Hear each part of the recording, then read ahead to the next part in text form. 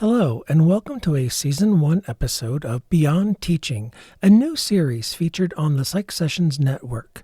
This series is hosted by Susan Nolan from Seton Hall University, Adelinka Akinseler-Smith from City College of New York, City University of New York, Asani Sewell from Pacific University, and yours truly, Eric Landrum from Boise State University. Through informal discussions and email exchanges, what we discovered and agreed upon is that to be a successful academic or professional, it takes more than teaching, research, or clinical skills. That is, today's psychology professionals were not taught everything they need to know in graduate school. How do you find a mentor in your career path? And what do you do if that mentoring relationship turns sour? What are the strategies for dealing with Zoom fatigue, both for you and your students? How do you learn to say no, whether that is for a job offer, a student's letter of recommendation request, or a potential committee assignment? How do you choose what journal to submit your work to, and how do you deal with cranky reviewers?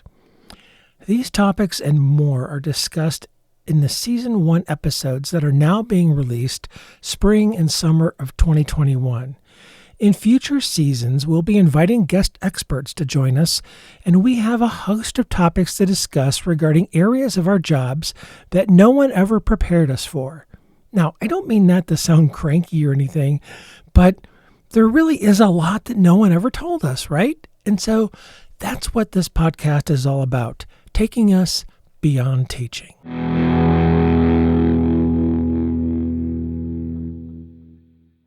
There were several things that either Yinka or Asani or I said that I thought might be good for starting. One was you said dealing with Zoom fatigue, which I think. Man. Oh, that's so real. Yeah. Somebody sent me this absolutely fascinating, and I if you haven't seen it, I'll send it to you. I think it was sent out by New York State Psychological Association about Zoom and this theory these people have put out about Zoom fatigue.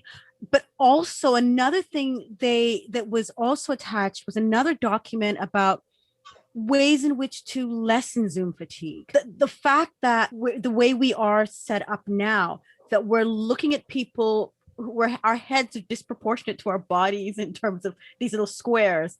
The fact that we are looking at it, because I've always thought I should set it up so I can see how stupid I look when I'm on it, that you really shouldn't do that because it creates more stress. There are all these little things that they added on that I had never thought about. Yeah, there was a recent article, I pulled it in case we talk about it. Somebody at Stanford just published something in Technology, Mind, and Behavior. Yes, I think that's the one. Yeah, and there's 4 main points to it about Zoom fatigue. Yep. And they're really interesting. Now, I don't think, and a journalist wrote about it. That's what I have. I don't have the actual journal article. And I don't think they really give they don't give evidence-based, they give some suggestions about how to solve it, but I don't think they give like interventions that they know that work. But I think that's where we can come in, I think that we've tried ourselves. And we could give some interesting ideas of what we might try or what you might have done that you think has worked. And again, it doesn't have to be all clinically based, double-blind, RCT, gold standard stuff. I think if we share our ideas, people might. Go ahead. No, sorry. I'm sorry. That was my kind of thinking, that we're all in this, students, professionals, we're all struggling with this. We're doing this from, morning to night, day in, day out. People think that just because you're home, you can Zoom anytime, or that you even want to Zoom anytime. And I think just having a conversation about it's without the research, it's exhausting. It's time. When do you say no? When do you say I've had enough Zoom for one day? Our ideas aren't evidence-based. I bet people, just hearing your ideas is likely to give me some new ideas. And also just want to point out the irony that we're having this conversation over Zoom. Right.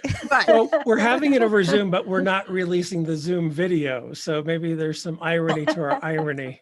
Mm-hmm. Yeah, sure. It sounds like that's a good one. And I also think the conversation we've had so far, we can clip this a little bit out, but this conversation we just had so far is, I think, a great intro to this conversation. And the thing about Zoom is also it spans the professional and the personal, because you're doing it at work, you're doing it with students, people who are seeing clients / patients are doing it with their patients, your family, friends, whoever. Let's do a Zoom cocktail hour. Let's do a Zoom baby shower. So Totally. what have some of you done I have some tricks that I've had work for me, but I'd love to hear just what everybody's doing to. So let's jump in with a quick intro and then let's go right there. Shall we?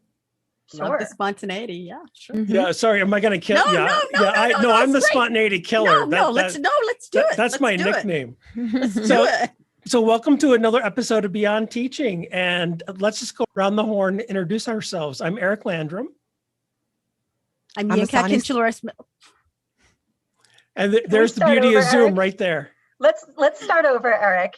Let's Okay. do Eric, Yinka, Asani, Susan, because that's just how you're showing up in my Zoom. Sure. Hi, welcome to another episode of Beyond Teaching. We're thrilled to be here. I'm Eric Landrum. I'm Yinka Kinchler-Smith. I'm Asani Sewell. I'm Susan Nolan.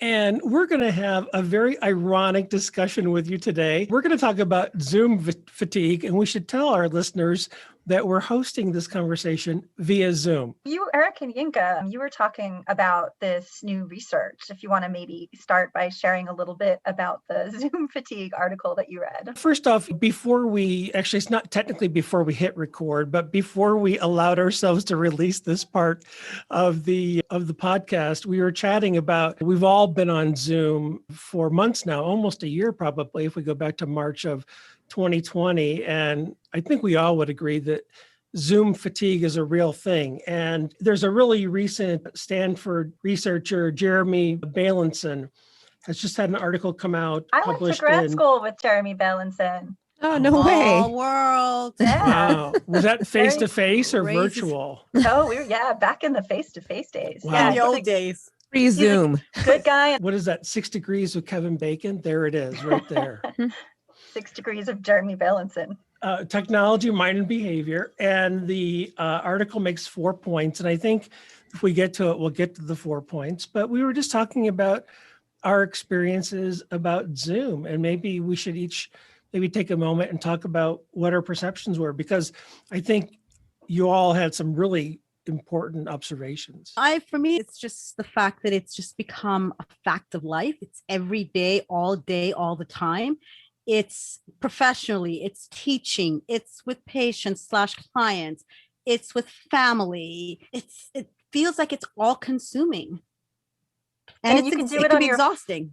And you can do it on your phone. So it's not like you can even escape it by saying, I'm not with my laptop. You can be out walking in the park and people want to jump on FaceTime, which is, just a smaller version of Zoom. Mhm. There is this expectation that you're going to be available via video, Zoom, FaceTime, whatever, all the time. People just expect it now. I think that's the part that also makes it really hard too. Is it's so ubiquitous and everybody expects it all the time. How can I ever get a pause from it? And Susan just said something really interesting. You just said another form of it is when you're on your phone and you could be walking, but for the large part, you're sitting down. Now, when I'm teaching, I tend to be a pacer. I walk all over the classroom. So I'm burning energy and calories. And when I'm doing this, I'm sitting a lot, almost too much. And I've had the notion in conversations with other colleagues and friends about setting it up so I'm standing, but then how adjusting my laptop so it moves with me. It's just one more thing to have to think about. Yeah. Yinka, I'm standing right now. Okay. So I have a sit-stand desk so Asani. I can stand on Zoom. But the trouble is, then you're just standing and you're not moving. So you're not sitting. Well, that's good. But now you're just standing in one place. So it still remains a challenge. You're still being stationary in some regard. Yeah. But I also think there's a pressure when we're seeing our students, they can turn it off. And of course, there's really good reasons that we should allow them to do that. But we can't give ourselves the same permission to just turn our video off when we're teaching, or for those of you seeing clients, there's this pressure even in meetings for us. Unless the meeting, if I'm going to a giant meeting of our College of Arts and Sciences faculty, it's fine. But in smaller meetings, it's considered rude really to not have your video on. So we have this pressure that our students don't necessarily face. And it speaks to some of the points that are made in that article around just the intensity of gaze. We know that there are those mirror neurons when you're with someone, when you're looking at them, they're looking back at you. But this is like now, and we're small. I'm looking at the three of you, and I'm looking a little bit about myself. But in normal interactions, we look from one person to the other. Here, it's when I'm teaching, I'm looking at people. I'm trying to see, are they paying attention? Are they listening? But it's just, it's like just, it's brain overload. It's cognitive overload. And Yinka, I don't know when you're looking at me because you're looking at the screen, the camera, but we can't make eye contact really, unless we're both like really looking at our cameras. So it's not even like I feel when you're looking at me. And there's a couple things built into this technology there. So first off, if you really read about the Zoom experts, they tell you actually don't look at the screen, look at the camera. And that's really disconcerting because we want to see our colleagues, we want to see our students, and it's not fun to look at a lens. It's not rewarding. We don't get that feedback. But Yinka, you're spot on. One of the first things in that article that they talk about, the journalist talks about in writing about the article, is one of the parts about Zoom fatigue is that everyone is staring at you all the time. Meaning that if we were in a classroom or if we were in a faculty meeting or a college meeting, we're looking up, we're looking down, we're looking at our notes, we're looking at our laptop. We don't have that fixed gaze that you talked about, just staring at a screen. So we get this relief from not having this fixation, if you will, at staring at a screen. And that's one of those key elements of Zoom fatigue. Another key element, I'm not sure if it's in the article or not, has to do with, for me, the setup I have to have in terms of lighting and so forth that adds the fatigue. So I've got a big ring light over here to illuminate my face so I'm not all in the dark. So I'm looking at the camera, I'm on Zoom, but I also have a light shining into my face also. That kind of adds to the experience as well. That's also just really hard. And I think people have paid attention, and probably to their credit, to things like lighting to make sure that they're visible, and audio to make sure that they can be heard. And good teachers are paying attention to those details, and they're spending their own money or their department's money. And I think those are good investments. But Asani, it may be that after hours and hours of doing that, at the end of the day, I almost start to wonder, will you have more headaches? Will you have more tension? Eye strain. Exactly. With this light, even if it's a side ring light, even on the lowest setting, aimed at your face all day. Yeah. Now you made me change the setting on mine to a lower one. I'm like, oh yeah, I should turn that down. Why am I subjecting myself to this? It's not like I'm getting vitamin D from it.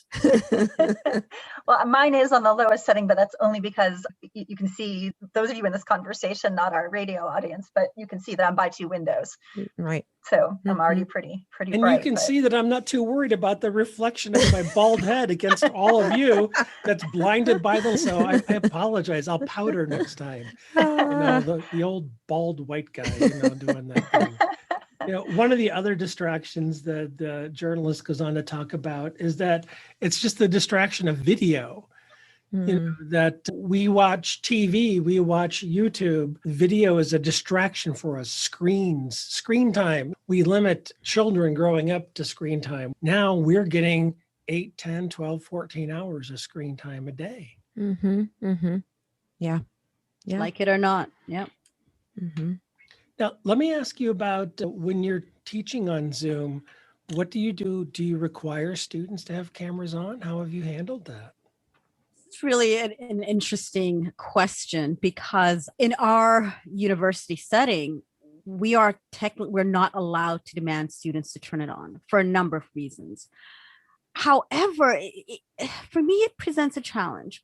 One, the field, mental health, counseling. Part of counseling is being able to see the other person, being able to have those nonverbal cues that you are reading that they are seeing off of you. And that creates a challenge. The other thing for me that I go back and forth on is the type of course. One of the courses I teach is a trauma course.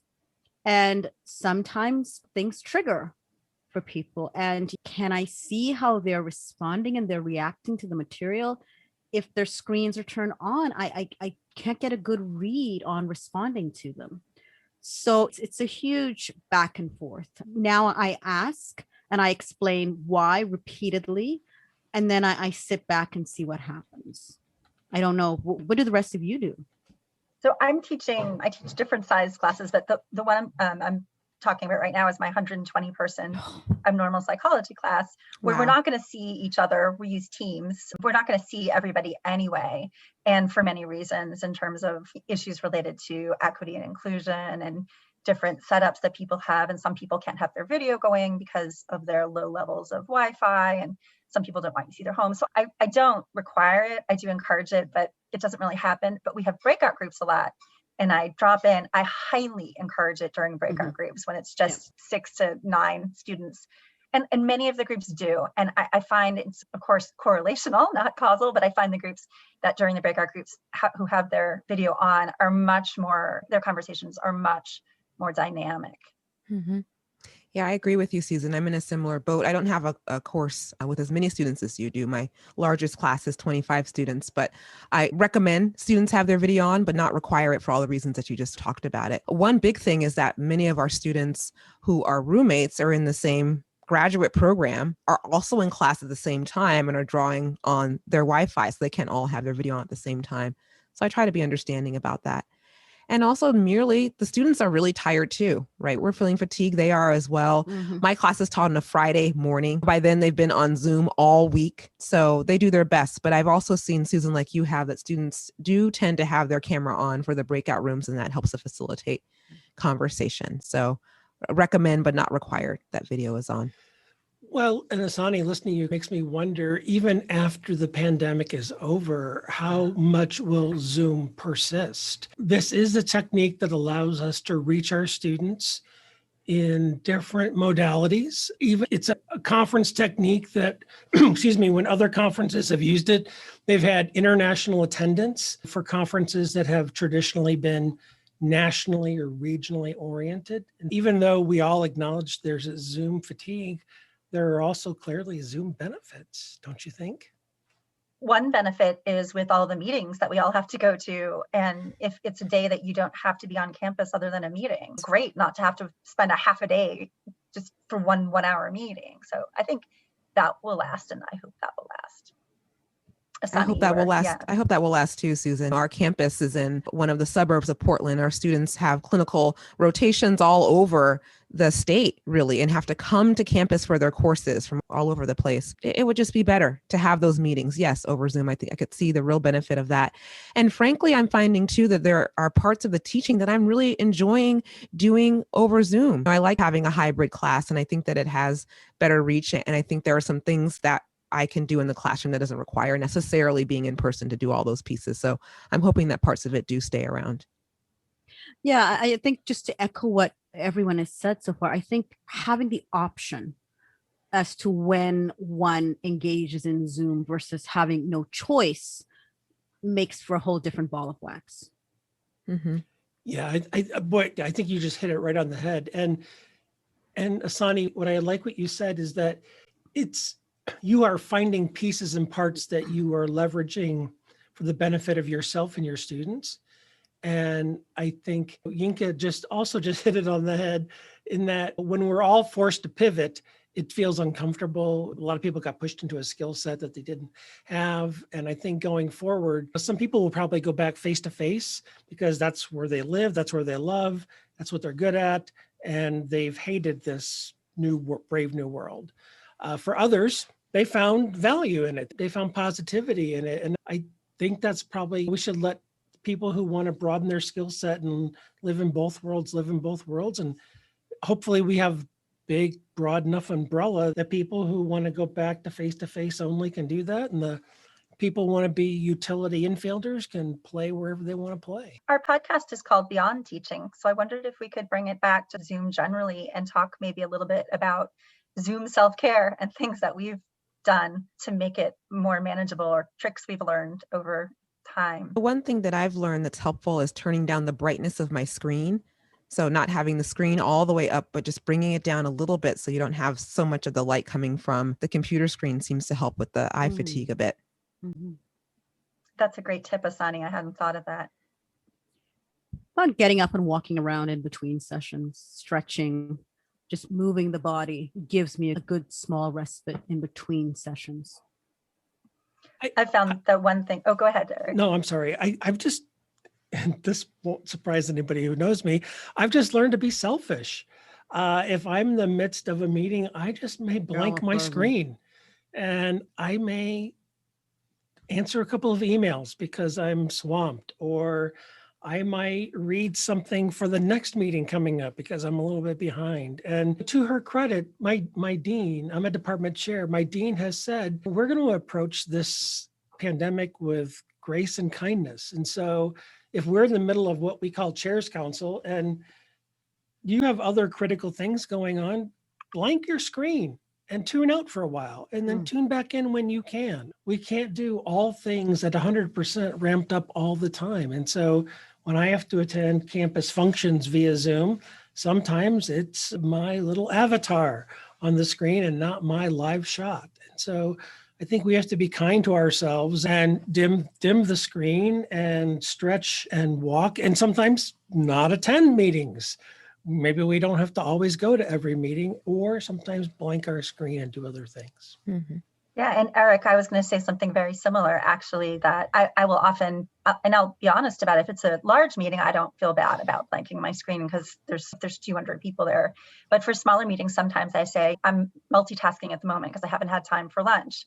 And so I'm just going to be listening. And you can't do that in every meeting. But in a number of meetings, I do that. Or if I'm Zooming with friends, instead of sitting here like I'm doing this, I'll say, you know what, I'm going to combine your Zoom with a walk and you're not going to see me. So I've started just telling people, and I've started turning down in terms of the personal ones. I just limit myself. I try to do no Zooming at all on Sundays, like that, just no, and trying to limit it has helped a ton.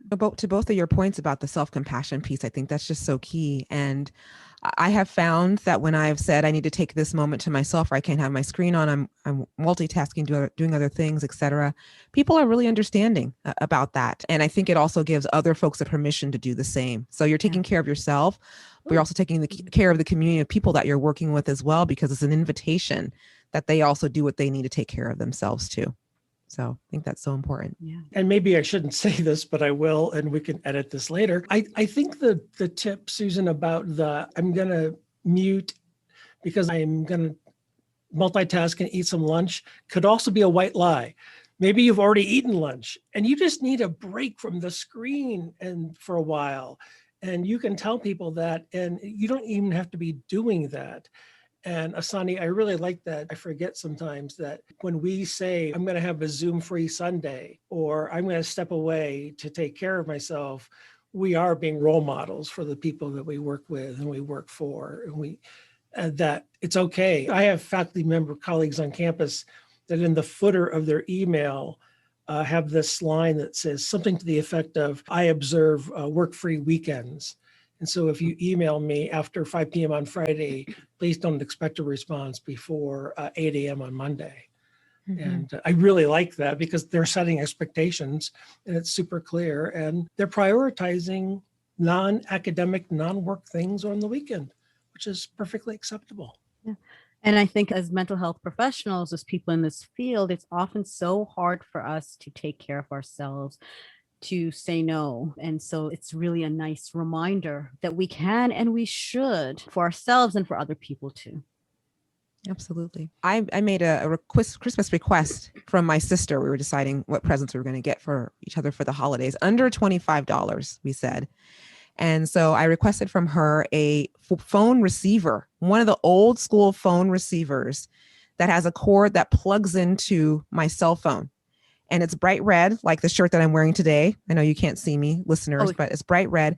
And it's a phone receiver. And it encourages me to actually call people on the telephone, like back in the old days with the rotary telephone dial situation. And it's so much fun. I'm like on my phone receiver talking on the phone. So if I get requests sometimes to do a Zoom with a friend that's social, I'll say, I got this really cool phone receiver. I'd love to talk with you on my phone receiver. And that's been a lot of fun.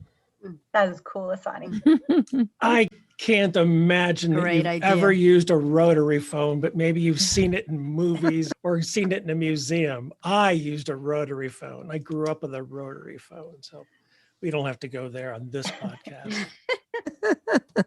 But back To what you were saying, Eric, about the weekends, I actually do tell my students that don't expect an email from me. I'm often on email on the weekends, but I don't want the pressure of having to check my work email several times on Saturday and again several times on Sunday. So I think that's a perfectly legit thing to do.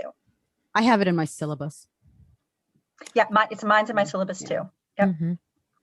Yeah, giving ourselves grace like that is really important. I learned a long time ago to stop promising when I was going to hand back papers and hand back tests. And I'll say things like, my goal is to give it back to you a week from today or 2 weeks from today. I just don't promise you're going to get it back at a certain time, because life happens to our students and life happens to us. And I've just had the luxury of being able to go in and tell my students what's going on, and 95% are understanding and 5% are perturbed, but they were going to be perturbed no matter what happened. It is what it is.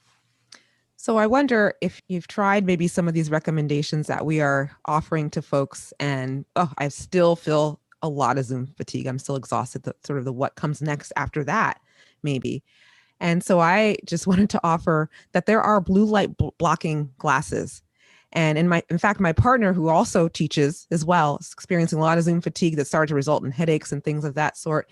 And it was recommended to her by her primary care doctor to get these blue light blocking glasses that block out 99.9% of the blue light. And there's like a yellow tone or amber tone to them. And she just wears those. And that has helped to resolve the headaches and the fatigue from the Zoom. So of course you have to explain to people why you're wearing these sort of strange glasses, but if it's going to improve your well-being and help with the fatigue and the headaches, that's also could be a good remedy. Great. I've got some new things to try. Yeah, I like that, because I think sometimes, and this is hard to say with any confidence, but I think sometimes faculty members are cheap, and so they don't want to spend money on themselves. They don't want to invest in themselves, and so getting a special pair of glasses to work on computers, or getting an ergonomic chair so their back isn't aching after hours and hours of sitting and working, or getting a standing desk or having a standing workstation where you can stand and be on Zoom. Those are really good investments. We did the pivot in March, and I will tell you that I started working at home in March, and without going into too much detail, I experienced a health incident that was related to too much sitting.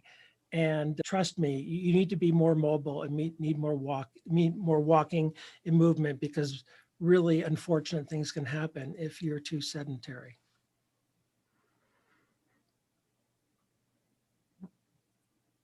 But it's not just faculty members, people who are who are providing services also, whether it's via phone, and if you're doing the constant the other thing, what I just actually thought about is even how you position your laptop. If you're using a laptop, the rooster or whatever thing you're using. For a while, I finally broke down and got one, and I had it. I only just realized I had it after I got a real bad crick in my neck that's been there for a while. I realized I had it up so high. Of course, people can't see me, but I had my arms above my shoulders and creating pain for myself that was unnecessary. Little, like you're saying, Eric, footrests, something to put your feet on, all these little things, just quality of life makes such a difference.